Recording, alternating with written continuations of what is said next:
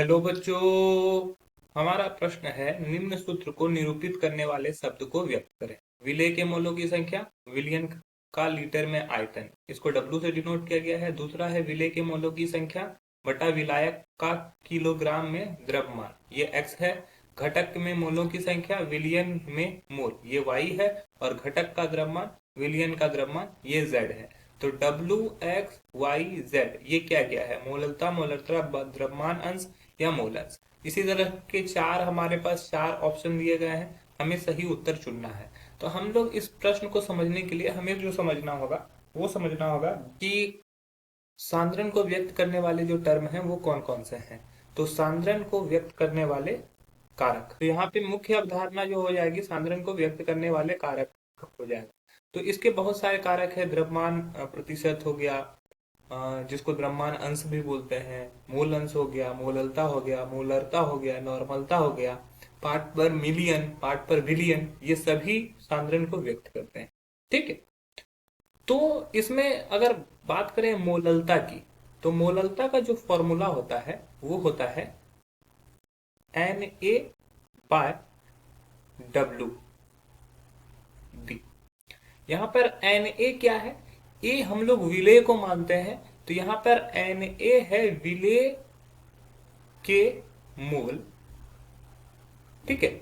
और Nb Wb जो है वो है विलायक का द्रव्यमान, विलायक का द्रव्यमान। ये द्रव्यमान जो होता है ये किलोग्राम में लेते हैं। अगर इसको ग्राम में लिया जाएगा तो 1000 से गुना करना पड़ेगा। तो ये मोललता का फॉर्मूला है। उसी तरह अगर मोलरता का बात करें तो मोलरता का फॉर्मूला होता है Na बाय भी। यहां पर भी जो होगा वो लीटर में होगा। Na क्या है? Na यहां पर भी है विलेय के मोल। ठीक है। और भी जो है ये है विलयन का आयतन। ये आयतन जो होना चाहिए वो लीटर में लिया जाता है। ठीक है। ये लीटर में लिया जाता है। अगर ml में लेंगे तो 1000 से गुना होगा। अब हम बात करते हैं मोल अंश की। तो मोल अंश में दो घटक होते हैं, एक विलेय और मिलायक। तो अगर विलेय, मान लो यहाँ पर दो घटक है A और B, A विलेय है और B विलायक है। तो मोल अंश अगर A का निकालना है, इसको x से, मोल अंश को x से डिनोट करते हैं, तो मोल अंश अगर A का निकालना है तो A के मोल बटा A के मोल प्लस B के मोल, मतलब कि A और B का जो टोटल मोल होगा उसी को हम लोग ये बोलेंगे। तो उसमें हम लोग लिख सकते हैं Na के मोल बटा विलयन के मोल। ठीक है। और अगर हम लोग द्रव्यमान अंश या द्रव्यमान अंश के बारे में बात करें तो यहां पर भी मान लो घटक दो है, एक A है और एक B है। तो अगर विलेय का निकालना है, विलेय का द्रव्यमान अंश निकालना है, तो ये हो जाएगा विलेय के द्रव्यमान, A यहाँ पे विलेय का द्रव्यमान बोला गया है, A का द्रव्यमान बटा कुल द्रव्यमान। कुल द्रव्यमान में क्या आ जाएगा कि जहां पर A और B दोनों का द्रव्यमान उपस्थित हो। कुल द्रव्यमान का मतलब हो गया A का द्रव्यमान प्लस B का द्रव्यमान। तो ये द्रव्यमान अंश हो गया। तो यहां पर विलेय के मोल की संख्या बटा विलयन का लीटर में आयतन।